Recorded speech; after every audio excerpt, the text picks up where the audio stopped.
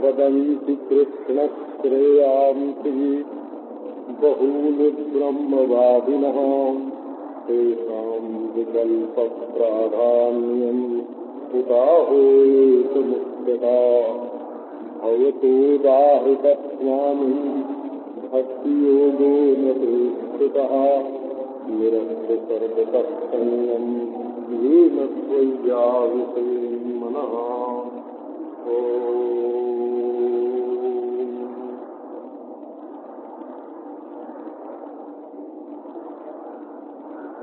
उद्धव जी ने श्री कृष्ण से प्रश्न किया,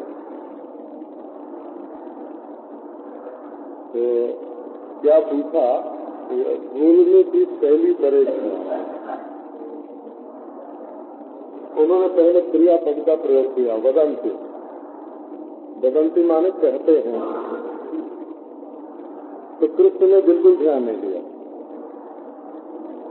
कोई कहता है तो कहता रहे, क्या मतलब? तो ये ऐसा कहते हैं, ये ऐसा कहते हैं, ये ऐसा कहते हैं, कोई आके सुनावे, है ना, तो ध्यान देने की कोई जरूरत ही नहीं। तब उन्होंने कृष्ण का नाम लेकर के पुकारा, कृष्ण। कृष्ण माने प्यारे कृष्ण, मैं तुमसे ये बात कहा हूँ।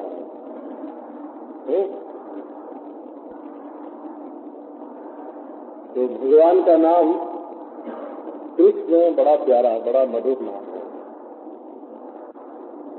संसार में नाम तो भगवान के बहुत हैं, पर जो कृष्ण के प्रेमी हैं उनका कहना है कि कृष्ण नाम में अमृत की धारा बहती है। कृष्ण कृष्ण कृष्ण कृष्ण अमृत ही अमृत, लो जाने जनिता की अद्भुत अमृत ही कृष्ण की वर्णत हुई। पता नहीं कितनी अमृत, कितनी तरह के अमृत हर के लिए कृष्ण का नाम बना है, कृष्ण कृष्ण कृष्ण। पर आमने सामने ऐसे कृष्ण को कृष्ण कहते पुकारना, ये भी तो एक विलक्षण बात है ना। तो वर्णन आया है कि जब 5 वर्ष के उद्धव जी थे, उस समय श्री कृष्ण के साथ इतना प्रेम था उद्धव जी का, जब पंचहायनो मात्रा प्रातराकाय जातिका। 5 वर्ष की उम्र की उद्धव जी की, और माँ सवेरे सवेरे उठ के आती और कहती थी, चलो बेटा चले कर ले चलो। तो तन नहीं कर, बोले नहीं माँ, अभी मैं चले नहीं करूँगा। तो क्यों? का अभी मैं कृष्ण की पूजा कर रहा हूँ। 5 वर्ष की उम्र में उद्धव जी का श्री कृष्ण के प्रति इतना प्रेम था कि बिना पूजा किए कुछ खाते पीते नहीं थे। तो वही उनकी सेवा करते करते अब बूढ़े हो गए। तो इतना प्रेम, बोले कृष्ण। जैसे कोई अपने छोटे भाई को पुकारे, जैसे कोई अपने बेटे को पुकारे, नाम ले करके, न श्री लगाना, न श्रीमान लगाना, न सर बोलना, है ना। हम लोगों ने श्री तो काट के सर तो बना दिया है, आप जानते ही। हमारे तो ऐसा गंभीर बोलते हैं श्री। तो उसका सर काट के अलग कर लिया, श्री का सर अलग कर दिया। तो कृष्ण कृष्ण बोले, अरे भाई क्या कहते हो? तो श्रेयांसी वदंते, परम कल्याण के साधन अनेक बताते हैं।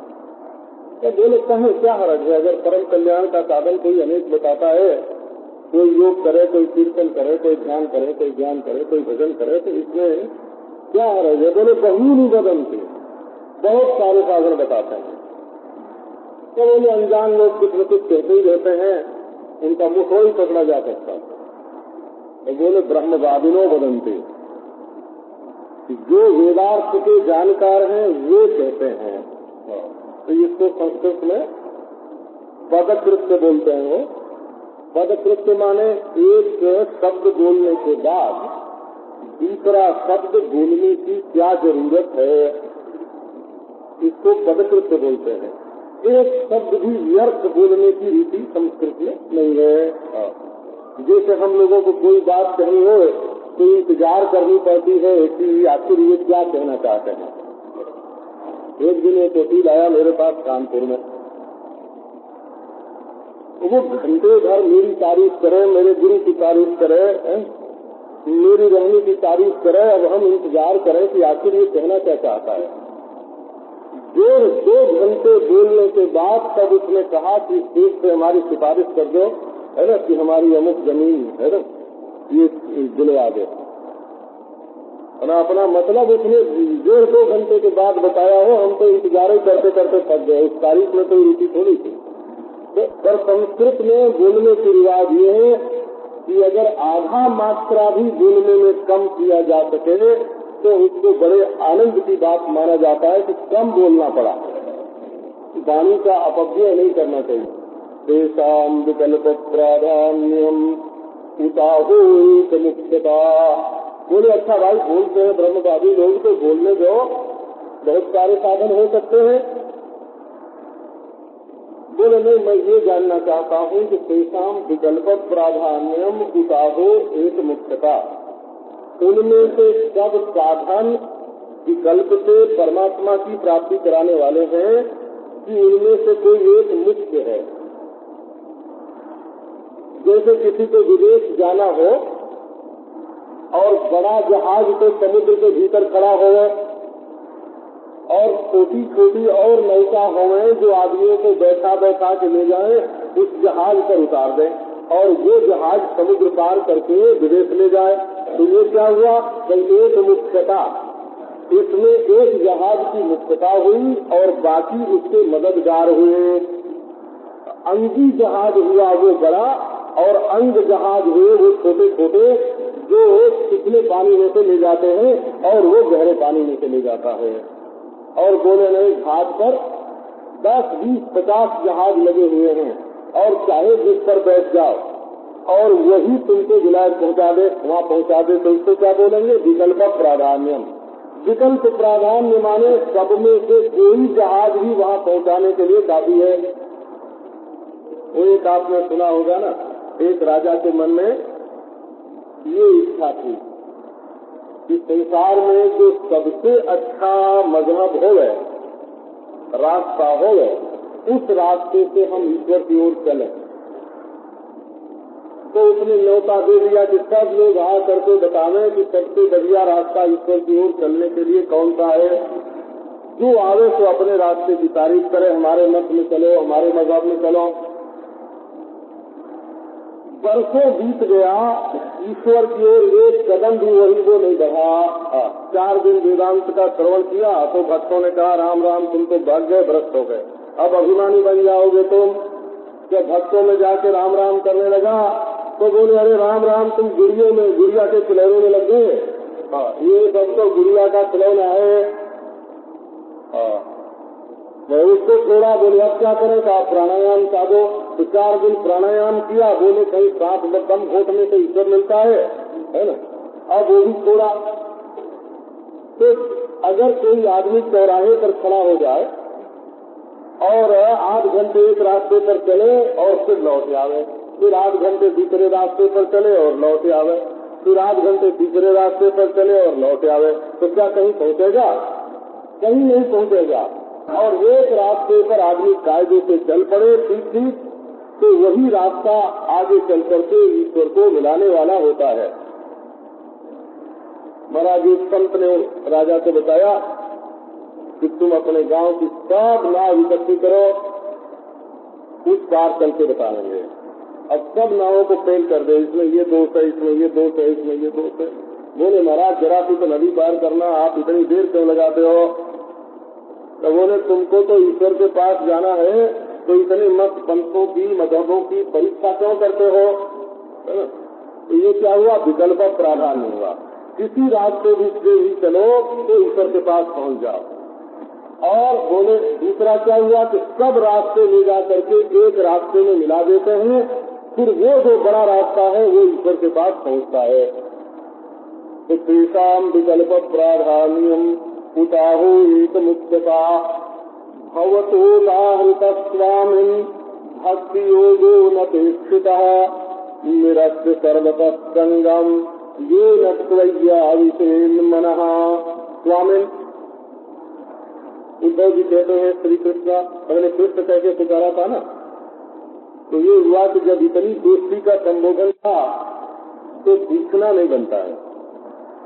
फिर तो कोई घर द्वार की बात पूछनी हो तो दोस्त से पूछ ले। और ये बात तो मैंने ईश्वर के बारे में, साधन के बारे में, मार्ग के बारे में पूछी, तो कृष्ण कहने से काम नहीं चलेगा। बोले तुम हमारे प्यारे मित्र भी हो और साथ ही साथ हमारे स्वामी भी हो, है ना। तो जैसे कोई स्वामी जी, स्वामी जी कहते बोले ऐसे उद्धव जी कृष्ण को बोलते हैं मेरे प्यारे मालिक। सिंधी लोग बोलते हैं मेरे मीठे मालिक। वो मीठे करके बोलते हैं। स्वामी उनकी भाषा बड़ी मीठी है। तो मेरे मीठे मालिक, तुमने तो ये कहा था कि भक्ति योग जो है वो अनपेक्षित मार्ग है। अनपेक्षित मार्ग है माने उसमें दूसरी किसी चीज की जरूरत नहीं, न उसमें अष्टांग योग की जरूरत, न उसमें वैराग्य की जरूरत, न उसमें ज्ञान की जरूरत। अनपेक्षितः न निष्काम कर्म की जरूरत। भक्ति योग के मार्ग से अगर कोई चले तो किसी दूसरी चीज की जरूरत नहीं होती है।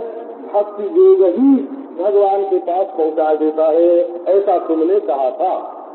भवता माने आपने, उदाहरता माने वर्णन किया था, स्वामी माने हे स्वामी।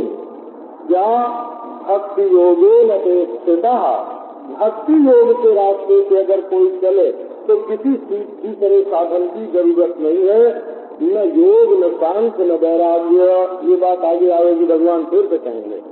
न साधो इमाम योगो न सांख्यम धर्म एवं न स्वाध्याय तपस्यागो यथा भक्तिर ममोर्जिता।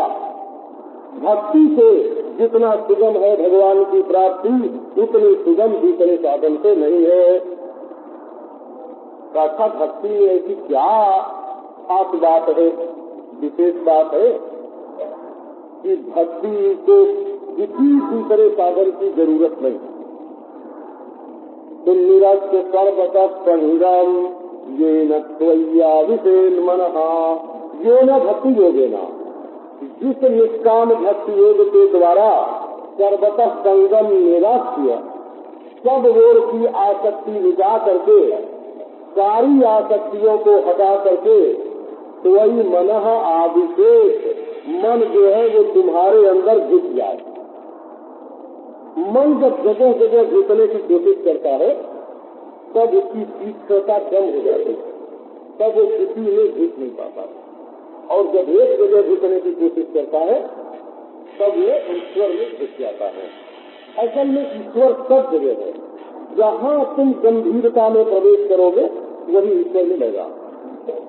ईश्वर सब जगह गहराई में मौजूद है, पर गहराई में कब घुसोगे? जब तुम्हारे मन में तीक्ष्णता आवेगी। श्री भगवान वाचो कालेन प्रलये वाणीयम वेद संगीता मयादौ ब्रह्मणे प्रोक्ता धर्मो यस्याहं मदात्मका तेन प्रोक्ता च पुत्राय मनवे पूर्वजायका ततो भृग्वादयो गृह्णन् सप्त ब्रह्म महर्षयः देव्यः पितृभ्यः तत्पुत्रा देवदानवसूज्यकाः मनुष्याः सिद्धगन्धर्वाः स्वविद्याधरधारणाः। अब भगवान बताते हैं कि ये जो वेद संगत वाणी है, वेद है जिसका नाम, ऐसी जो यह वेद वाणी ये प्रलय काल में काल के प्रभाव से लीन हो गई थी, नष्ट हो गई थी। किसी को इसका भाव नहीं होता था कि प्रलय में वेदवाणी कहाँ गई। फिर जब ब्रह्मा जी प्रकट हुए तो मया गौ ब्रह्मणे प्रोक्ता, मैंने पहले ब्रह्मा को वेदवाणी का उपदेश किया था। कहते हैं कि जब भगवान को थोड़ी नींद आ गई है तो प्रलय हो गया। तो नींद में सांस बढ़ जाती है ना, तो भगवान की सांस बढ़ गई। सांस बढ़ गई तो घरघराहट हुई सांस में। कोई जो सांस की घरघराहट है उसको देखते हैं। अब अपनी नाक की आवाज सुन करके भगवान की नींद टूटी तो जरा आंख खुली। आंख खुली तो उनकी आंख में से 5 भूत है ना, पृथ्वी जल अग्नि वायु आकाश ये निकल करके सामने दिखने लग गए। अपनी आंख का चमत्कार देख करके भगवान को मुस्कान आ गई। जब मुस्कुराहट आई तो कोटि प्राणी दिखाई पड़ने लग गए, स्त्री पुरुष मनुष्य पशु पक्षी। बस इतना परिश्रम करने के बाद, ये मुस्कुराने के बाद जो थकान आई तो फिर आंख बंद कर लिया। आंख बंद कर लिया तो प्रलय हो गया। निस्वपित मत्स्य वेदाः दीक्षितमेतस्य पंचभूतानि स्मितमेतस्य चराचरम् अस्य च सुप्तम् महाप्रलयः। इस तरह से भामतीकार वाचस्पति मिश्र ने भगवान का ऐसे बना। तो वो जो ब्रह्मा को भगवान ने वेदवाणी का उपदेश किया है उसमें किस धर्म का वर्णन है? बोले मदात्मक मयि आत्मा मनो जेन स मदात्मक। जिस धर्म का पालन करने से भगवान में लग जाए, ऐसे धर्म का पालन वेद में है। अब कोई कह नहीं वेद में तो ये बात नहीं है, तो भगवान ने काट दी ये बात। बोले वेद मैं जानता हूँ कि तुम जानते हो। अरे ब्रह्मा को पहल तो मैंने वेद का उपदेश किया और ब्रह्मा से पढ़ सीख करके संसार में दूसरे लोगों ने जाना। तो अब तुम तो कहो कि वेद में कर्मकांड है और हम जिसने पहल ब्रह्मा को वेद का उपदेश किया वो कहे कि इसमें भक्ति है, तो इसमें भक्ति होनी चाहिए कि इसमें कर्म होना चाहिए। तेन प्रोक्ता च पुत्राय मनवे पूर्वजायका। ब्रह्मा जी ने अपने पुत्र मनु को, जो कि सबसे बड़े थे, सबसे ज्येष्ठ पुत्र थे, उनको उपदेश दिया। ततो भृग्वादयो गृह्णन् सप्त ब्रह्म महर्षयः। फिर मनु से भृगु आदि जो 7 ब्रह्म महर्षि हैं उन्होंने ग्रहण किया। भृगु, मरीचि, अत्रि, अंगिरा, पुलस्त्य, पुलह, प्रति, ये 7 महर्षि हैं, इन्होंने ग्रहण किया। देव्या पितृभ्य तत्पुत्रा देव दानव गुर्जिकाः मनुष्याः सिद्ध गंधर्वाः स्वविद्याधरधारणाः। अब यही महर्षि जो है वो सबके हुए पितर, यही है सबके पिता। अब उनसे उनके पुत्रों ने ग्रहण किया देवता, दानव, यक्ष, मनुष्य, सिद्ध, गंधर्व, विद्याधर, चारण, जितनी देव जातियां हैं, किन्देव, किन्नर, नाग, राक्षस, किम पुरुष आदि जो होते तो देवता है लेकिन सकल सूरत के अच्छे नहीं, उनको किन्देव बोलते हैं। जो मनुष्य के समान ही सकल वाले होते हैं लेकिन अच्छे नहीं होते हैं, उनको किन्नर बोलते हैं। ऐसे बहुव्यक्तेषां प्रकृतयः रजः सत्त्व तमो भुवः। अब बताते हैं कि वेद के अर्थ में भेद क्यों पड़ा। वो कहते हैं ऐसा अर्थ है, वो कहते हैं ऐसा अर्थ है, वो कहते हैं ऐसा अर्थ है। एक ही वेद लेकिन अर्थ में हो गया बड़ा भेद। तो ये भेद कहाँ से आया? बोले बहुव्यक्तेषां प्रकृतयः रजः सत्त्व तमो भुवः। सबकी प्रकृति, सबका स्वभाव अलग अलग है। कोई रजोभूमि है, कोई सत्वभूमि है, कोई तमोभूमि है। किसी में रजोगुण की प्रधानता, किसी में तमोगुण की, किसी में सत्वगुण की। इसीलिए समझने में फर्क पड़ गया। वो तो आपने सुनी होगा, वेद में एक कथा है कि ब्रह्मा जी के पास मनुष्य, देवता और दैत्य तीनों गए। ब्रह्मा जी सबके बाप, और तीनों ने जाके प्रार्थना की कि पिताजी हमको आप उपदेश कीजिए। तो ब्रह्मा जी ने कहा कि द द द। आजकल उपदेश करने वाले ज्यादा बोलते हैं और है ना, और समझने वाले कुछ समझते हैं कि नहीं तो वही जाने। क्योंकि वो भी आपने सुना ही होगा कि एक सभा में एक बच्चा ने कहा कि हमारे आधे श्रोता मूर्ख हैं, है ना। तो श्रोता लोग नाराज हो गए कि हमको मूर्ख कहते हो। तो उसने कहा अच्छा भाई, हम अपनी बात वापस लेते हैं, हमारे आधे श्रोता बहुत समझदार हैं। तो श्रोता के बारे में तो कुछ नहीं कहना, बच्चा तो बोलता ही जाता है। तो ब्रह्मा जी ने कहा द द द, और फिर पूछा दैत्यों को बुला करके कि तुम हमारे सबसे बेटे, बड़े बेटे हो, तुम लोगों ने क्या समझा?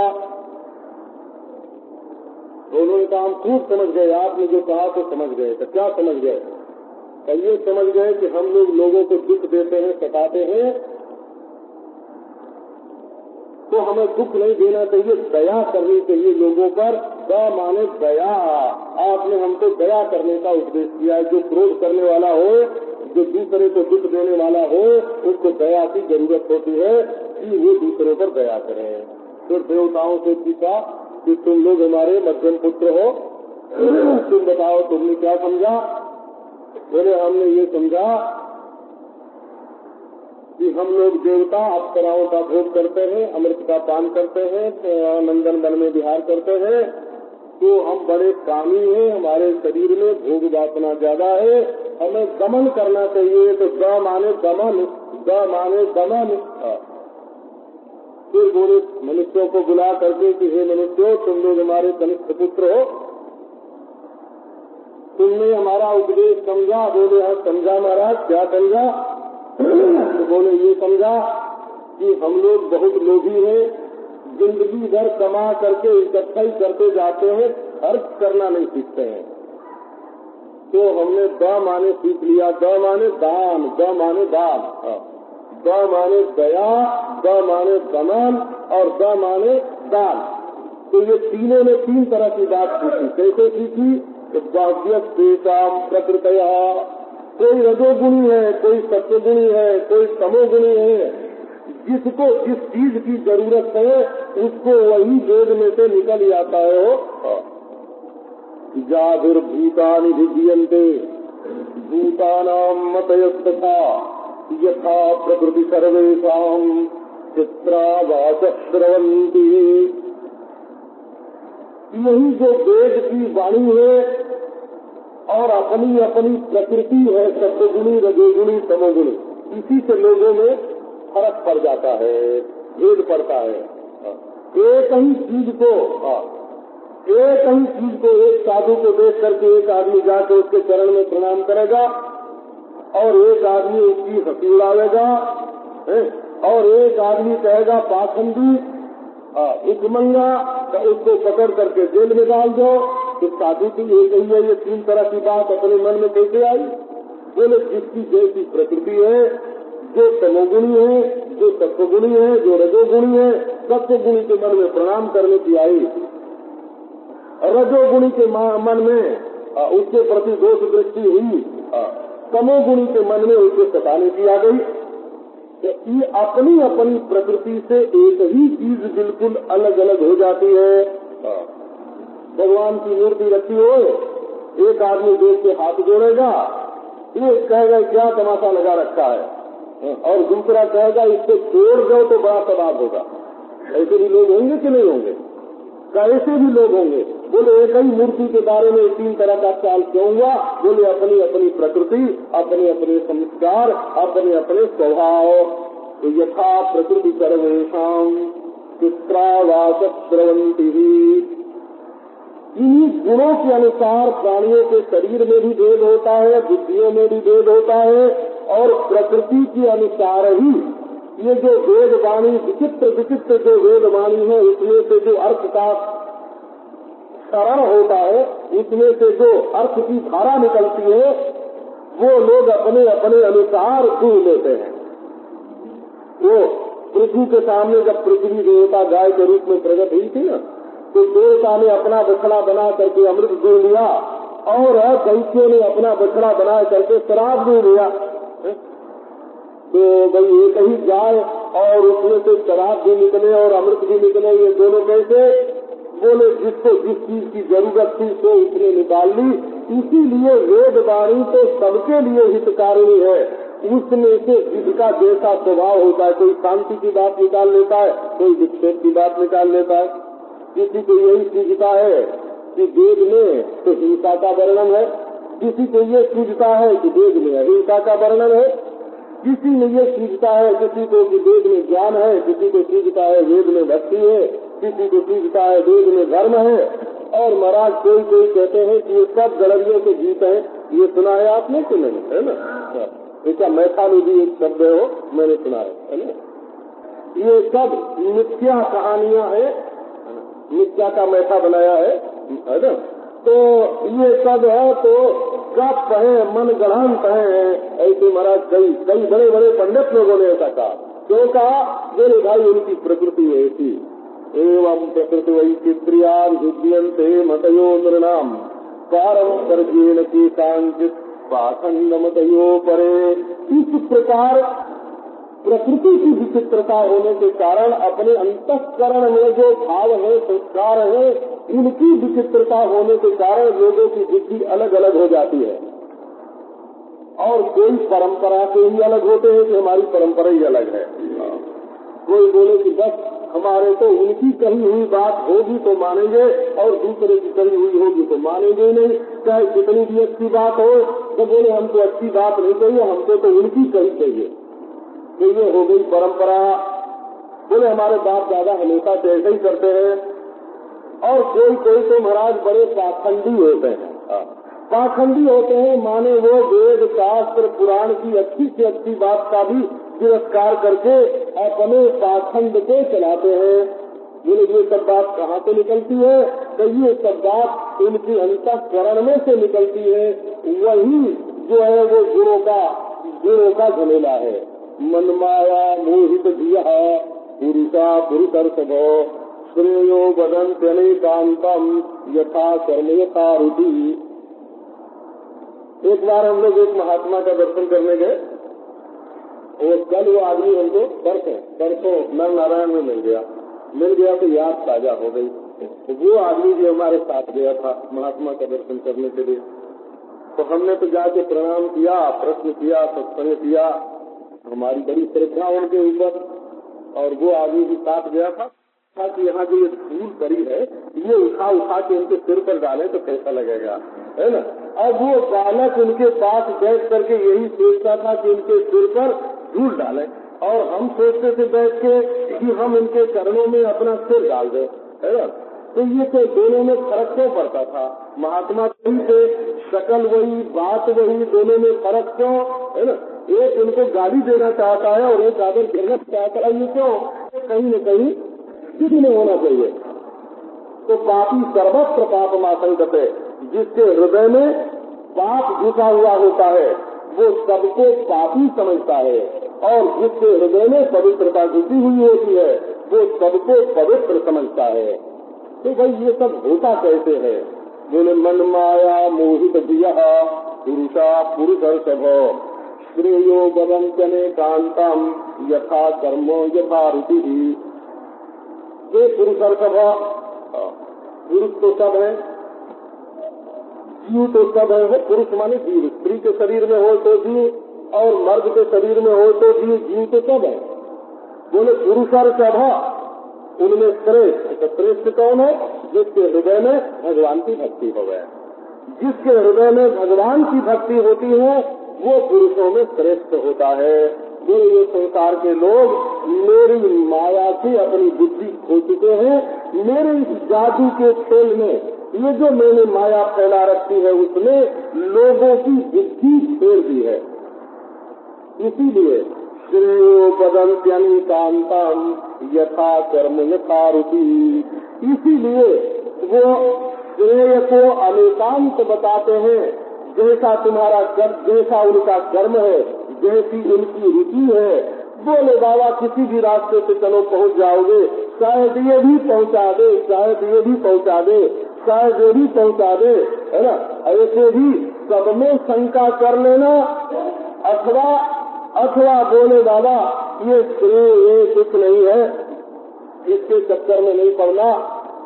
कोई कहता है कि यही सबसे बढ़िया है, कोई कहता है यही सबसे बढ़िया है। अपनी रुचि और अपने कर्म की वासना से सब लोग फंसे हुए हैं। माने जैसे जिसके संस्कार है, रुचि जैसी बन गई है और जैसा काम करते हैं, काम करते करते वैसी आदत पड़ गई है।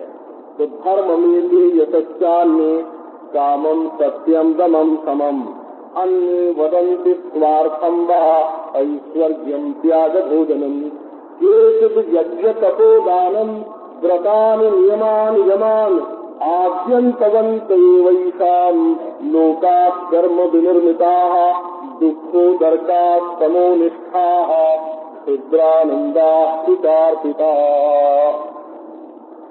कोई कहते हैं खूब धर्म करो, बड़े बड़े यज्ञ करो, बड़े दान करो, धर्म करो, दान करो, पुण्य करो। बाबा वहाँ जाते हैं ना, श्रीरंग जी में जाते हैं, तिरुपति बालाजी में जाते हैं, रामेश्वर जी में जाते हैं, तो उधर मद्रास के बच्चे उस तरफ के हिंदी तो नहीं जानते हैं ना, तो इतना सीख लेते हैं। धर्म करो, दान करो, पुण्य करो। बाबा कहते हैं सेठ जी कुछ धर्म करो, कुछ दान करो, कुछ पुण्य करो, ऐसा इतनी हिंदी उनको आती है। कोई कहते हैं अभी धर्म में क्या रखा है जिससे जस बढ़े, अखबार में खूब नाम छपे और इज्जत अपनी बढ़े, वैसा काम करना चाहिए। कोई कहते हैं यह ही सबसे बड़ी चीज है, कामम सत्यम दमम समम। कोई कहते हैं कि अपने मन के मुताबिक भोग मिलने लग जाए संसार में तो यही सर्वोच्च स्थिति है। कोई कहते हैं स्वस्थ बोलो, इंद्रियों का संयम रखो और मन में शांति रखो। ये तीन बात मिल जाए तो सबसे बड़ी है। एक बार हम बांध पढ़ते हरि बाबा जी महाराज के, तो उत्तर प्रदेश के सरकार के सलाहकार थे उन दिनों में डॉक्टर पन्नालाल। तो वो लिख के 5 प्रश्न ले आए। तो वो कहते थे कि ईश्वर प्राप्ति कुछ नहीं होती है जीवन में। उन दिनों की बात है, अब तो बड़े श्रद्धालु बड़े भक्त हैं, अब तो उनका जीवन ही बदल गया। आज तो हर समय उनके हाथ में माला रहती है ना, खैरी, और भगवान का नाम लेते रहते हैं, बड़े भक्त हैं। उस समय उन्होंने पूछा कि महाराज जीवन में सद्गुण आ जाए, हम सत्य बोले, समझो सत्य बोले और इंद्रियों का संयम करें और चित्त में शांति है, बस यही ईश्वर प्राप्ति है, इसकी आगे और क्या है। बोले इससे व्यक्तिगत जीवन का उल्लंघन नहीं होता हो, व्यक्तित्व नहीं टूटता है। यदि सद्गुणों की प्राप्ति ही ईश्वर की प्राप्ति हो तो परिच्छिन्न अंतःकरण में जो अभिमान है वो अभिमान नहीं टूटेगा, और अभिमान नहीं टूटेगा तो सारे सद्गुण बिल्कुल तमाशा बन करके रह जाएंगे। वो तो अहंकार के आभूषण बन जाएंगे। अहंकार के गहने का नाम ईश्वर की प्राप्ति नहीं है। अन्य वदन्तु स्वार्थम वा ऐश्वर्यम त्याग भोजनम। कोई कहते हैं कि अभी अपना स्वार्थ साध लो इस दुनिया में, और क्या रखता है ना, अपने मतलब की सारी दुनिया है, तुम भी अपना मतलब इसमें निकालो। कुछ लोग ऐसा बोलते हैं, कुछ लोग ऐसा बोलते हैं ऐश्वर्यम ऐश्वर्यन माने ऊंची कुर्सी पर पहुंच जाओ, ऊंचा अधिकार मिल जाए, हुकूमत का वाक्य बोल गया और सबने कर लगा हुआ था। हाँ। तो महाराज ये क्या है? बोले कोई कहते ऐश्वर्य ही सबसे बड़ी चीज है, हुकूमत अपने हाथ में हो तो फिर क्या पूछना, इसी तरह से कुर्सी अपने हाथ में करो।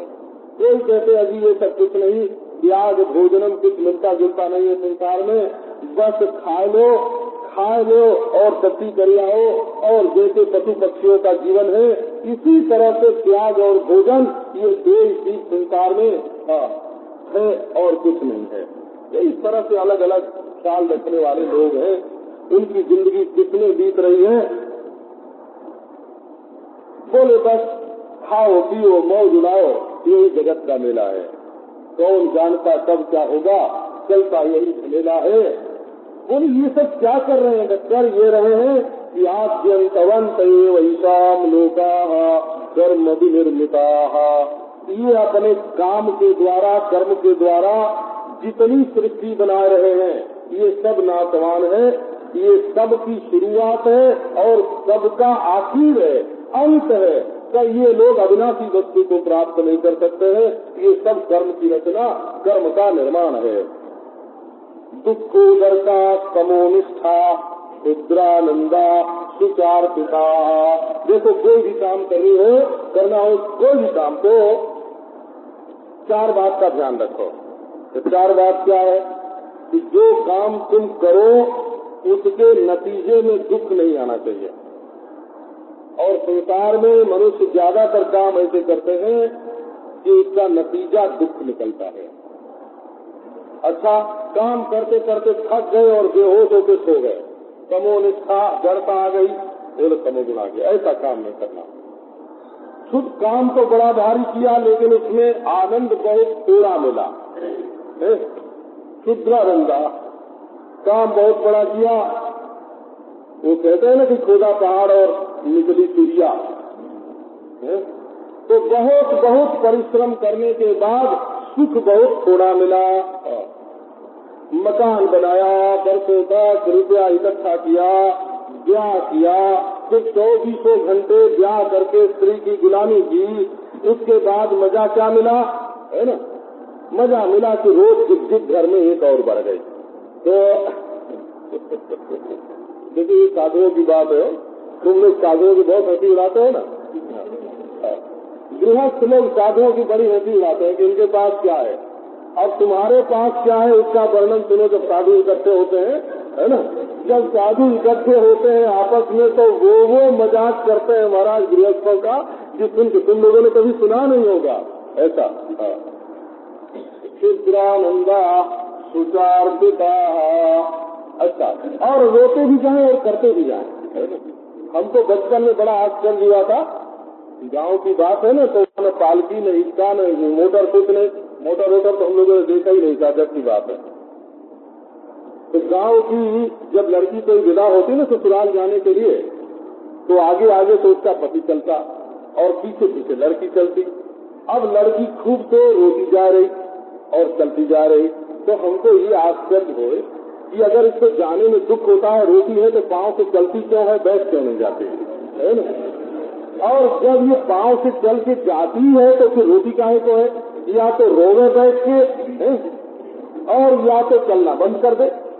दोनों में से एक काम करना चाहिए। पर ये दुनियादार लोग जो हैं वो रोते भी जाते हैं महाराज और करते भी जाते हैं रोते भी जाते हैं। ये संसारी लोगों का सुख है कि रोते भी जाते हैं और करते फिर भी पीटते जाते हैं। एक दरोगा मैंने देखा, एक थानेदार, वो अपने को ही गाली दे, सिर पीटे और अपने को गाली दे और दिन भर ड्यूटी करे।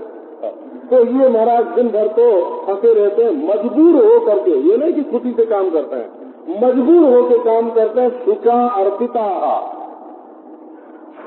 शोक में अर्पित हैं।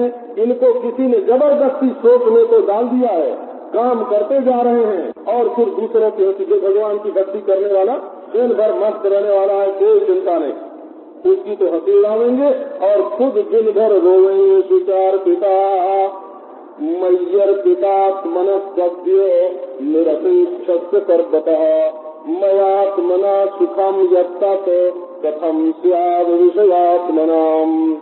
अब भगवान बताते हैं कि असल में भगवान की भक्ति ही मुख्य है। एक सभ्य, सभ्य कहलाना तो सभी को पसंद है ना? हे सभ्य, जिसने अपना मन मुझ में अर्पित कर दिया, मुझ में लगा दिया, तो भगवान में मन लगाना क्या कि भगवान के बारे में सोचो। एक चंदन घिस रहे हैं, भगवान को लगाएंगे, माला पहनावेंगे भगवान को, उनका नाम लेंगे, उनके सिर में तेल डालेंगे, उनका पांव दबावेंगे, उनको भोजन करा के खिलावेंगे ना।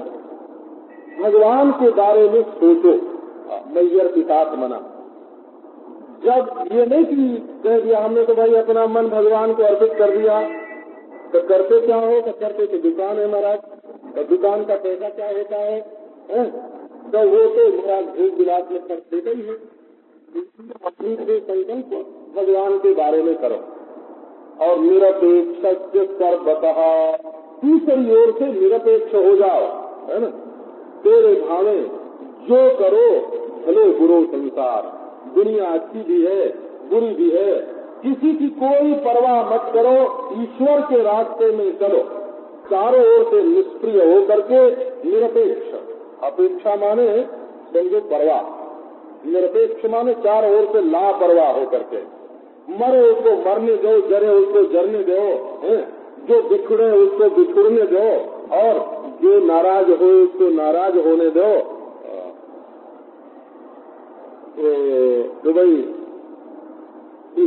हाथी चलता अपनी चाल से, पुतवा भुकतवा को भुकवा दे, तू तो राम भजो जग लड़वा दे। संसार लड़ता है तो उसको लड़ने दो, अपना मन भगवान में लगाओ, क्योंकि जो दूसरों की सुन करके और अपना रास्ता बदल देगा वो कहीं नहीं पहुंचेगा। जो दूसरों की सुन करके अपना रास्ता बदलेगा वो तो बदलने पर वही कहेंगे, जिनके कहने से रास्ता बदलोगे वही कहेंगे कि बड़ा कमजोर है, बड़ा बुज़दिल है, इसको कोई निष्ठा नहीं है ना। दूसरों की ओर ध्यान देने की जरूरत नहीं, निरपेक्ष से सर्वथा, सबकी ओर से निरपेक्ष होकर के, लापरवाह होकर के अपने रास्ते में चलना।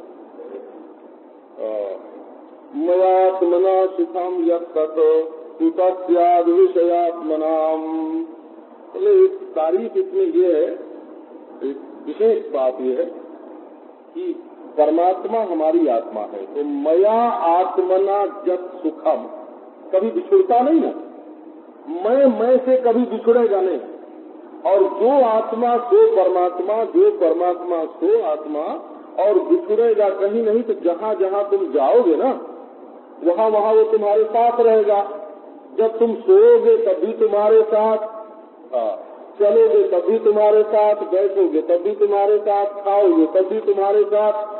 अपना आत्मा होकर रह रहा है ना, वो कभी बिछुड़ेगा नहीं। और दुनिया की सब चीजें बिछुड़ जाती है, तो परमात्मा को परम प्रेमास्पद आत्मा के रूप में अपने दिल में ले करके अब महाराज जो सुख की अनुभूति होती है वो कुतस्त्वद् विषयात्मनाम, विषय में मन लगा करके ये विषय कहाँ मिलेगा? बोले ये तो कश्मीर में मिलेगा, का ये स्विट्जरलैंड में मिलेगा, ये पेरिस में मिलेगा, ये न्यूयॉर्क में मिलेगा। बोले ये यहाँ नहीं, ये तो मरने के बाद स्वर्ग में मिलेगा। अब बोलो मरने की अनंगल कल्पना करने के बाद ये चीज हमको मिलेगी, उसमें तो फंसे जा रहे और अभी आंख बंद करके भगवान का भजन करो। अभी तुमको देखो क्या आनंद आता है, क्या सुख मिलता है। विषयी पुरुषों को, मानो संसार की चीजों में जो लोग फंसे हुए हैं, उनको वैसा सुख कभी नहीं मिल सकता जैसा अपने हृदय में ही विराजमान अपनी आत्मा परमात्मा के साथ रह करके अकिंचनस्यदान्तस्य शान्तस्य समतीतः मया संतुष्ट मनसः सर्वासुखमया दिशः। जो अपने पास कोई बोझ नहीं रखता, मन दूसरे लोगों को जो मिलेगा सुख थोड़ा थोड़ा मिलेगा, बूंद बूंद मिलेगा। और भगवान के भक्त के को जो सुख मिलेगा वो तो सुख के खजाने की चाबी मिल जाएगी। भगवान की भक्ति जो है वो सुख के खजाने की चाबी है। ये भक्ति ले करके खजाना खोल लो भगवान का, और फिर चाहे जितना सुख जितना आनंद अपनी ओर खींच लो। तो भक्त का सुख परिपूर्ण सुख है।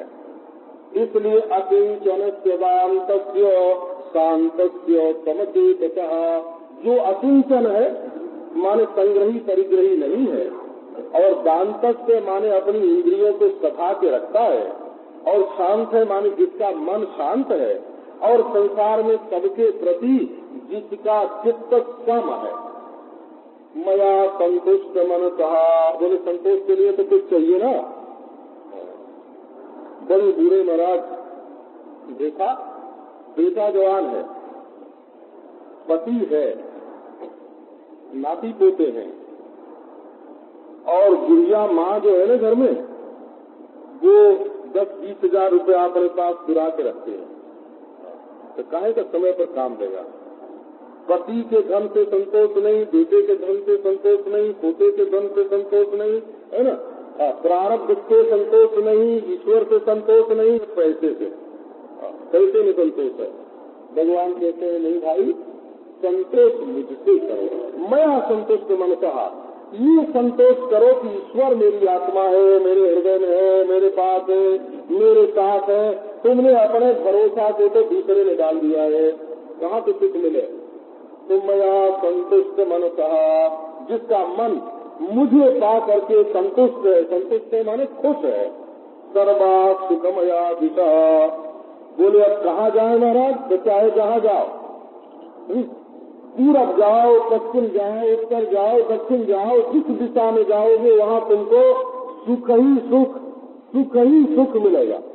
तो क्यों, सुख का खजाना तो तुम्हारे दिल में भरा है। तुम जहाँ जिससे बोलोगे वो सुखी हो जाएगा, जिसकी ओर देखोगे वो सुखी हो जाएगा, जिसको छुओगे उसको सुख मिल जाएगा, क्योंकि अब सुख का खजाना तो तुम्हारे भीतर भरा हुआ है। सर्वा सुखमया दिशा, गुलाब का फूल जहाँ जाओ वहीं सुगंध फैल जाएगी। बेला चमेली कमल जहाँ लेके जाओ वही सुगंध फैल जाएगी। अपने हृदय में ईश्वर को लेकर के जहाँ जाओ वही आनंद भर जाएगा। ईश्वर को अपने हृदय में रखना यही सबसे बड़ा आनंद है। न पापुमीष्यम न महेंद्र भीष्ण्यम न सार्वभौमम न रसाधिपत्यम न योग सिद्धि पुनर्भवम वा मय्यर्पितात्मे क्षति मद विनान्यतो। भक्त की महिमा बताते हैं। भक्त जो है वो कंगाल नहीं है, उसको कोच नहीं चाहिए, बेपरवाह। एक बार एक महात्मा रात में मस्ती से चले जा रहे, मिल गया महाराज बादशाह। तो बादशाह के जो प्रेमी थे, उसके मुताबिक थे, उन्होंने जाके कहा कि ओ कलमे हट जा, बादशाह आ रहे हैं। अब वो कहने लगे कि आखिर भाई बादशाह में ऐसी क्या बात, क्या सरकार के पर लगे होते हैं कि हम हट जाएं, जरा हम देखना तो चाहते हैं कैसा है। बादशाह ने सुना क्या बात हो रही है, आ गया। बोले क्या बात है। तब बात ये है कि लोग हमको रास्ते से हटाते हैं। क्यों हटे। बोले हम राजा हैं इसलिए ये लोग हटाने आए, बादशाह है। बोले तुम बादशाह हो तो तुम्हारे अंदर क्या खूबी है। बोले खूबी ये है कि हम जिसको चाहें उसको अपने राज्य से निकाल दें। बोले वाह वाह बहुत बढ़िया है। अब तुम अपने राज्य में से सब मच्छरों को निकाल दो, सब मक्खियों को निकाल दो, सब सांपों को निकाल दो, ये बड़ी तकलीफ देते हैं, निकालो ना तुम बादशाह हो। बादशाह बोले ये तो नहीं हो सकता महाराज, ये नहीं हो सकता तो तुम बादशाह काहे थे, बादशाह तो कोई और होगा। अब तो बादशाह ने कहा चले भाई ये तो कोई फकीर है। बोले महाराज आप चलो हमारे माल में चलो, आपका स्वागत सत्कार करेंगे। बोले अच्छा कभी आएंगे। अब एक दिन गए तो खास पर बहुत बंदूक ले लेकर के बड़े बड़े संतरी खड़े थे। उन्होंने कहा तुम कैसे जाओगे। बोले अरे ये महल है कि ये कोई जेल खाना है। वो बादशाह तो जेल खाने में रहता है, लेके बंदूक के लिए खड़े हैं दरवाजे पर, लौटने लगे, बादशाह की नजर पड़ गई तो बुलवाया, बुलवा के अपने पास ठहरा लिया। शाम हुई तो बादशाह जो है वो भगवान की प्रार्थना करने लगा, हे प्रभु हमको और धन भेज, हमारी और इज्जत बढ़ा है, दूसरे जो 5 पड़ोस के राजा हैं वो सब हमारे अधीन हो जाएं। अब वो फकीर ने सुना तो उसके बस से चल दिया। बोले क्या बात है? बोले हमने तो सोचा था कि बादशाह कोई बड़ा आदमी होता होगा, है ना, ये तो कोई भिखमंगा है ना, ये तो मांग रहा है ईश्वर से, जो मांगता फिरता है वो तो भिखमंगा है, बादशाह का है। तो असल में भक्त वो है जो न कारमेश्यम न महेंद्र विष्णुयम, ब्रह्मा का पद वो नहीं चाहता, वो इंद्र का सिंहासन नहीं चाहता, वो सार्वभौम बादशाही नहीं चाहता, वो रसातल का स्वामी होना नहीं चाहता, वो योग की सिद्धियों को नहीं चाहता, अरे और तो क्या वो मोक्ष भी नहीं चाहता, पुनर्भवम मोक्ष को भी नहीं चाहता।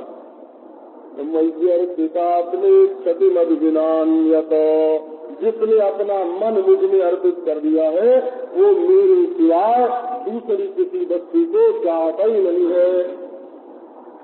न तथा में प्रियतमः आत्मयोनिर्न शंकरः न च संकर्षणो न स्त्री नैवात्मा च यथा भवान। अब उद्धव जी ने पूछा कि महाराज भक्त की तो आपने बड़ी तारीफ की कि वो मेरे सिवाय और कुछ नहीं चाहता, तो वो तो बड़ा त्यागी है। तारीफ तो भक्त की हुई कि वो आपके सिवाय दूसरी कोई चीज नहीं चाहता, लेकिन आप भी तो अपने भक्त के लिए कुछ करते होंगे।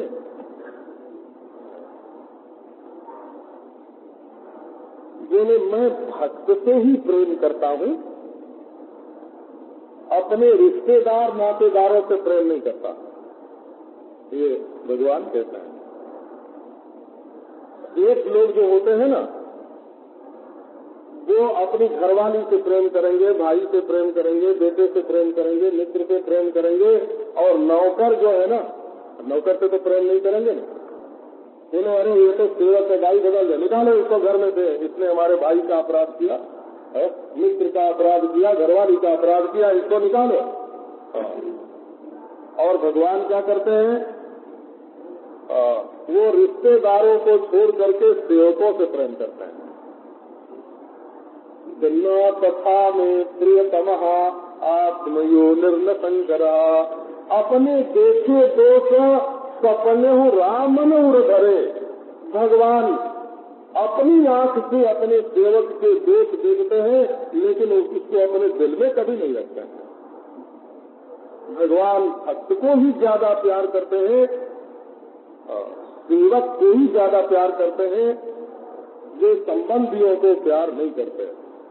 न तथा में प्रियतमः आत्मयोनि, आत्मयोनि माने ब्रह्मा जी। ब्रह्मा जी भगवान के कौन है? तो बेटे हैं। बोले हमको अपना बेटा ब्रह्मा उतना प्रियतम, प्रिय तो वो भी है लेकिन उतना प्रियतम नहीं है। न शंकर, और शंकर वो तो मुझे जान करके मुझे एक हो गए हैं, जो मैं तो शंकर। बोले शंकर भी हमको उतने प्यारे नहीं है। बोले महाराज बलराम जी से तो आप जरूर कुछ डरते हो। बोले न तो शंकर शना, बड़े भाई है तो क्या हुआ, बलराम जी भी हमको उतने प्यारे नहीं है। कैसा भाई, भाई से तो लोग कभी कभी निडर भी हो जाते हैं, लड़ाई भी कर लेते हैं, लेकिन घरवाली से तो बहुत प्रेम करते हैं ना। न स्त्री, बोले हमको लक्ष्मी भी उतनी प्यारी नहीं है। बोले कि अच्छा लक्ष्मी से प्रेम तो न हो बने, पर अपने शरीर से तो होगा ना, अपने से तो बहुत प्रेम करते होंगे। बोले नहीं नहीं, मैं अपने शरीर से भी उतना प्रेम नहीं करता हूँ, परंतु उतना नहीं। तो कितना महाराज? यथा भगवान, जितना तुमसे करता हूँ, जितना तुमसे करता हूँ, माने तुम्हारे शरीर के भक्तों से जितना प्रेम करता हूँ, सेवकों से जितना प्रेम करता हूँ, उतना प्रेम मैं अपने सभी संबंधियों से नहीं करता हूँ। हमारा प्यारा भक्त है, हम भगतन के भगत हमारे, सुन अर्जुन कर विद्या मेरी, यह व्रत करत न तारे। भगवान कहते जैसे तो दिख जाऊं, अगर हमारा भक्त हमें बीते तो बीत जाए। एक बार का वो सुना होगा ना, ये कहने होंगे नारद जी महाराज आए द्वारका में। नारद जी आए, सत्यभामा को उन्होंने सिखा दिया। बोले कि तुम अपना सुहाग अकल चाहती हो? क्या अकल चाहती है? क्या अपने पति को बस में रखना चाहती हो? कहा रखना तो चाहते हैं, तो ज्यादातर रुक्मिणी के घर में रहते हैं। जिसका ख्याल है तुमको, कहा ख्याल तो है। तो देखो तुमको हम ऐसा उपाय बताते हैं कि ऐसा पुण्य ऐसा धर्म तुमको हो जाए कि कृष्ण बिल्कुल तुम्हारे होके रहे। बोले बता दो उपाय महाराज। का उपाय ये है कि तुम कृष्ण का दान कर दो, कृष्ण का दान कर दो। अब सत्यभामा ने श्री कृष्ण को बुलाया। बोले महाराज आज बड़ी पुण्य तिथि है और योग्य ब्राह्मण मिला है, नारद तरीका ब्रह्मा जी का बेटा, हम तो आपको दान करना चाहते हैं। देखो हमारे दिए तुम जाते हो कि नहीं जाते हो? अब भगवान कह दे कि नहीं तुम हमको दान नहीं दे सकती हो तो प्रेम गया है ना। घर में झगड़ा बड़ा भारी बचा। हम तो तुमको दे ही नहीं सकते तो तुम कैसे हमारे, है ना। और दे दे तो उनको क्या दुख होगा ये कृष्ण भगवान को मालूम है। उन्होंने कहा चलो जो ही राम सोई राम, दे दो बाबा हम तुम्हारे दिए जाते हैं। उन्होंने हाथ में संकल्प लिया और श्री कृष्ण भगवान का दान कर दिया। नारद जी को दान कर दिया तो नारद जी ने हाथ पकड़ा कृष्ण का। बोले अब तुम दान में मिल गए, हम तो ले जाएंगे, है ना। अब जब लेके चले तब सत्यभामा को अरे आंख खुली सत्यभामा की। ये क्या हुआ? बोले क्यों महाराज तुमने तो कहा कि सुहाग अचल रहेगा, का अचल रहेगा? तो बोले कि तुम्हारे घर में कृष्ण रहेंगे, तुम्हारे होके रहेंगे। बोले अब दान कर दिया तो तुम्हारे होके कैसे रहेंगे? दान भी कर दिया और तुम्हारे होके भी रहेंगे, अभी तो हमारे होके रहेंगे।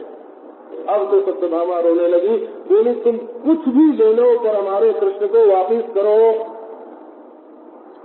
बोले ऐसा लाओ कीमत। अब तराजू पर एक तरफ कृष्ण बैठाए गए और दूसरी तरफ जितना सोना चांदी हीरा मोती जितना था सत्यभामा के घर में सारी संपत्ति रख दी। हो महाराज वो कृष्ण को उठाएंगे।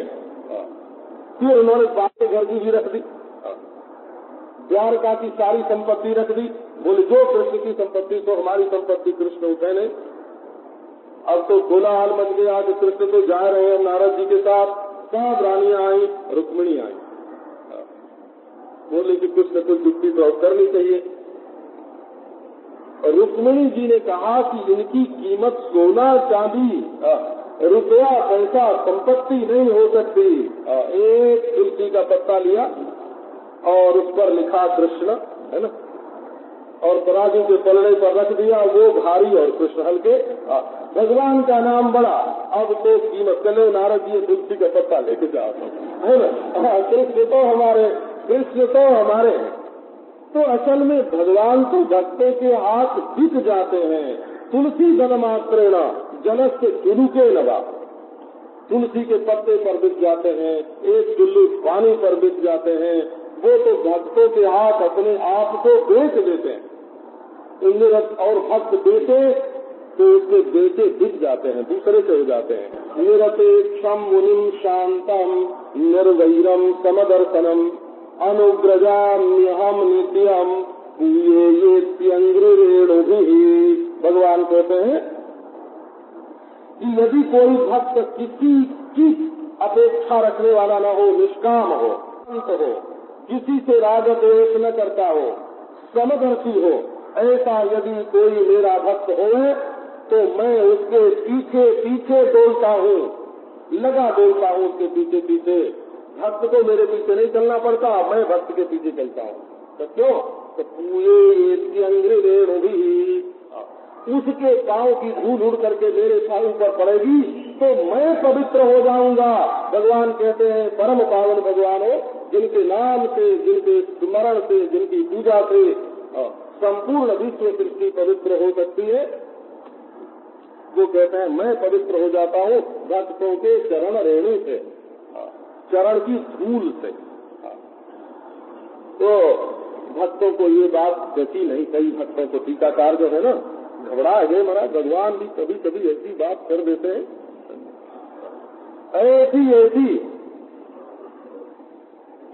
ऐसी बात कभी कभी कर देते हैं वो एक गीत गोविंद में पद आता है ना, तमति मम जीवनम तमति मम भूषणम।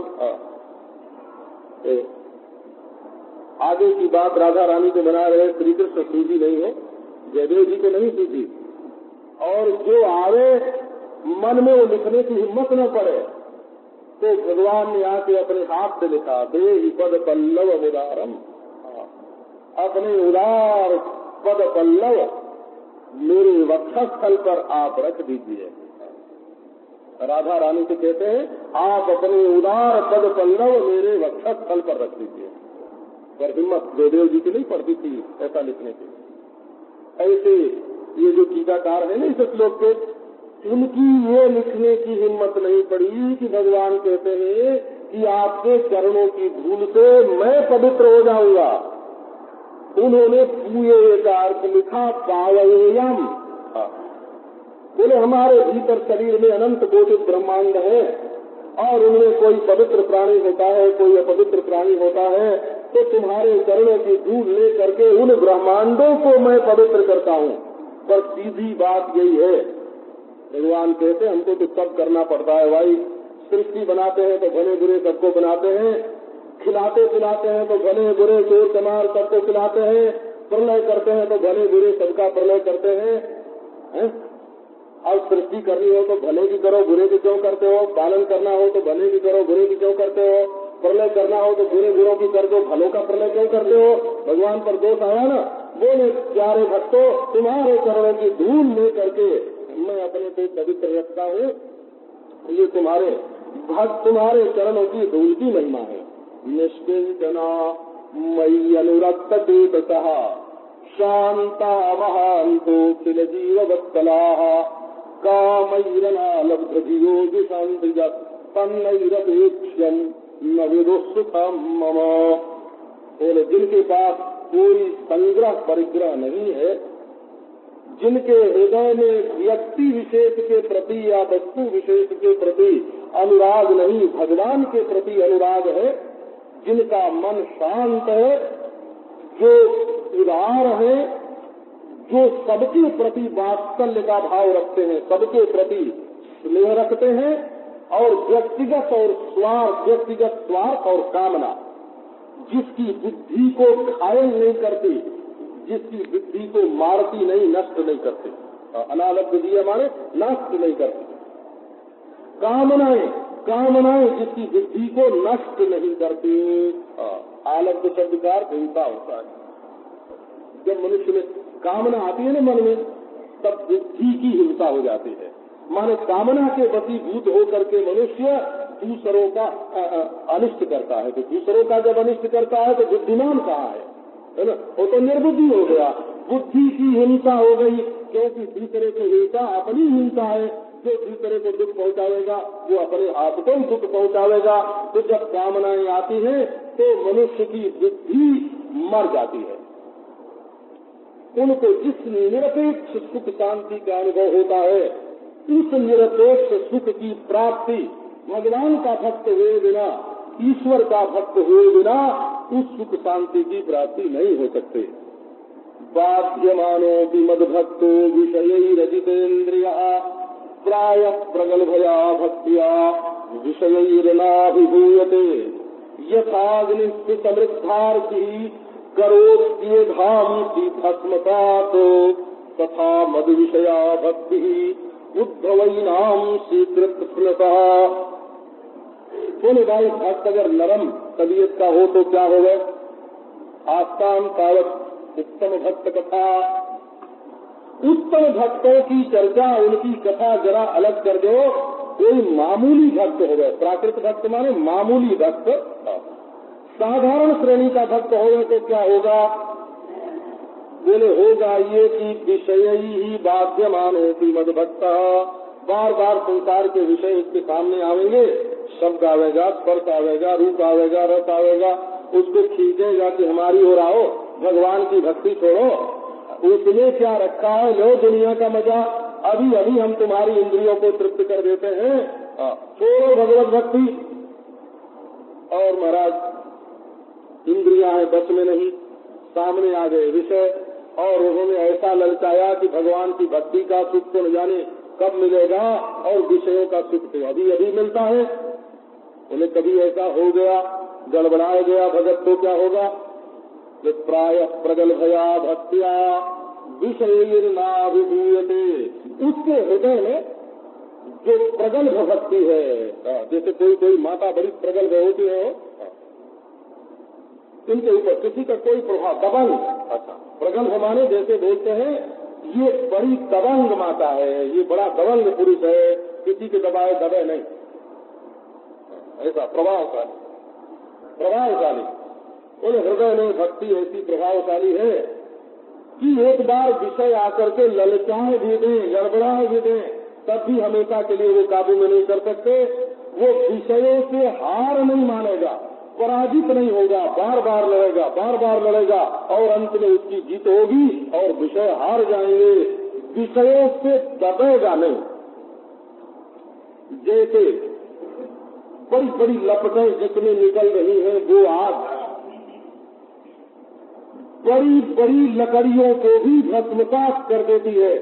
इसी प्रकार भगवान की जो भक्ति है, भगवान के विषय में चित्तवृत्ति लगी हुई है, सदाचार वृत्ति, वे सारे पाप को भस्म कर देती है। अब भगवान भक्ति की सर्वोपरि महिमा बताते हैं।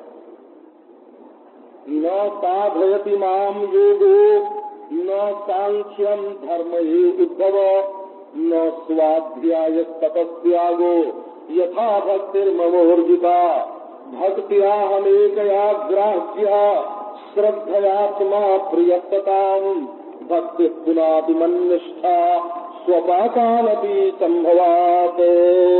उद्धव ये चाहे कि हम योगाभ्यास करके भगवान को साध लेंगे, आसन प्राणायाम प्रत्याहार धारणा करके सगुण साकार भगवान को प्राप्त कर लेंगे, तो बिल्कुल गलत बात है। प्रेम से भगवान मिलते हैं। रिजत राम स्नेह नितोते, भगवान स्नेह के झरने से रिझते हैं। भगवान दम घोटने से नहीं मिलते हैं, आसन बांधने से नहीं मिलते हैं। भगवान योगाभ्यास से नहीं, भक्ति से मिलते हैं। न सांख्यम धर्म योग से समाधि लगती है, योग से सगुण साकार भगवान की प्राप्ति नहीं होती, प्रेम से होती है। न सांख्यम धर्म और सांख्य माने विवेक, आत्मात्म विवेक। तो विवेक से क्या होगा? तो दृष्टा जो है वो अपने स्वरूप को जान करके प्रकृति के बंधन से मुक्त हो जाएगा। सगुण साकार भगवान की प्राप्ति थोड़ी होगी। तो धर्म तो धर्मानुष्ठान करोगे तो क्या होगा? तो स्वर्ग मिलेगा, अंतःकरण की शुद्धि होगी, ठीक है, परंतु धर्मानुष्ठान करने से ईश्वर की प्राप्ति नहीं, ईश्वर की प्राप्ति प्रेम से होती है। न स्वाध्याय तपस्यागो, बोले सारे वेद शास्त्र का स्वाध्याय कर लिया, अब तो ईश्वर मिलेगा। बोले बहुत पढ़ने से नहीं, ईश्वर प्रेम से मिलता है। जब तपस्या खूब की, चांद्रायण किया, कृष्ण किया, एकादशी की, पूर्णिमा की, बोले तपस्या से नहीं मिलता है ईश्वर, ईश्वर प्रेम से मिलता है। बोले संन्यास ले लिया, भाई साहब कुछ छोड़ दिया, तो सिर्फ बाबा जी बनने से ईश्वर की प्राप्ति नहीं होती। ईश्वर की प्राप्ति प्रेम से होती है। यथा भक्तिर्ममोर्जिता, भगवान की जो चमकदार निर्मल निष्काम जो प्रीति है, ऊर्जिता माने निष्काम और कुछ न चाहने वाली जो भक्ति है, इससे भगवान जैसे सिद्ध होते हैं, मिलते हैं, वैसी दूसरी वस्तु से नहीं। भक्त्या हमेकया ग्राह्यः श्रद्धयात्मा प्रियताम भक्ति पुनाति मन्निष्ठा स्वपाकानपि संभवात। ये भक्ति कहाँ पे मिलती है? बोले श्रद्धया, पहले गुरु पर, शास्त्र पर, मंत्र पर, इष्ट पर श्रद्धा करो। श्रद्धा करने से भक्ति मिलेगी, भक्ति अनन्य हो जाएगी, और अनन्य हो जाएगी तब तुम भगवान को भक्ति से पकड़ लोगे, क्योंकि भगवान सत्पुरुषों के प्यारे हैं। और भक्ति केवल इसी जन्म के नहीं, जन्म जन्म के जो दुख है, दोष है, उनको मिटाती है। भक्ति पुनाति मन निष्ठा स्वपाकानपि संभवात, जो जन्म से चांडाल है, वे भी यदि भगवत भक्ति करें तो वे पवित्र हो जाते हैं। प्रारब्ध दोष को भी भक्ति मिटा दे, क्रियमाण दोष को भी भक्ति मिटा दे, आगामी दोष को भी भक्ति मिटा दे, किए हुए पापों का प्रायश्चित कर दे। ये भक्ति तरीका पावन पवित्र करने वाला, ये गंगा जी की अंतरंग धारा हो। एक गंगा जी बाहर बहती है और एक भक्ति की गंगा भीतर बहती है। ये हृदय को जैसा पवित्र करने वाली है, वैसी पवित्र करने वाली भीतरी कोई भक्ति नहीं है। धर्म सत्य दयो पेतो विद्या वा तपसान्विता मद भक्तिया पीतमात्मानम न सम्यक प्रपुनाति कथम बिना रोम हर्षम द्रवता चेतसा बिना निंदा श्रुतलया शुद्धि भक्तिया विनाशया। एक आदमी सत्य भी बोलता है और बड़ा दयालु है और अपने धर्म का पालन करता है, तो बोले उसके हृदय में पूर्ण शुद्धि आ जाएगी। तो बोले यदि भगवत भक्ति नहीं है तो पूर्ण शुद्धि नहीं आएगी। क्यों? तो भक्ति का संबंध है परिपूर्णतम व्यापक ईश्वर के साथ, और सत्य बोलना, दया करना, धर्म का पालन करना, इनका संबंध है एक शरीर में रहने वाले व्यक्ति के साथ। तो सत्य, दया, धर्म अपने आश्रय भूत जीव को पवित्र करेंगे, लेकिन जीव का जो जीवत्व है उसको नहीं मिटावेंगे। क्योंकि धर्म किसके सहारे रहे, सत्य किसके सहारे रहे, दया किसके सहारे रहे, इसका सहारा जीव है। लेकिन भक्ति का विषय है भगवान, अनंत परिपूर्ण परमात्मा। भक्ति व्यक्ति की ओर नहीं देखती, भक्ति परमात्मा की ओर देखती है। एक विद्या है, ज्ञान है, तपस्या से युक्त ज्ञान है। बोले भाई ठीक है, इसमें शांति है, लेकिन वो परमानंद का उत्प्रेत मद भक्तिया पीतमात्मानम, जिसके जीवन में, जिसके हृदय में मेरी भक्ति नहीं है, उसको भली भांति पवित्र करने वाला सृष्टि में कोई नहीं है। सच पूछो तो हृदय की शुद्धि का भी तो एक क्रम होता है ना। एक ढंग से दिल साफ होता है, कोई सड़क थोड़ी है कि झाड़ू से साफ हो जाए है? कोई चमड़ी थोड़ी है कि साबुन से साफ हो जाए। दिल को साफ करने के लिए झाड़ू काम नहीं देगा, दिल को साफ करने के लिए साबुन काम नहीं देगा, दिल को साफ करने के लिए तो कोई भीतर की चीज चाहिए ना।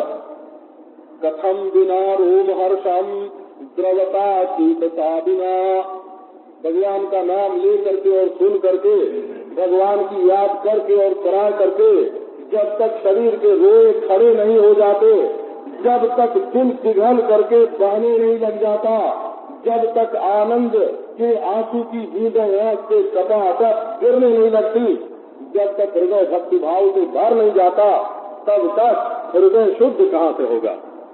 गदगदा द्रवते यस्य चित्तम रोदति अभीक्षणम हपति क्वचिच्च विलज्ज उद्गायति नृत्यते च मधुभक्ति युक्तो भुवनम पुनाते। और हृदय में भक्ति आ जाए तो केवल अपने को पवित्र कर लेना ये तो कोई बड़ी बात नहीं है। जिसके हृदय में भगवत भक्ति आ गई वो समूची सृष्टि को पवित्र कर सकता है।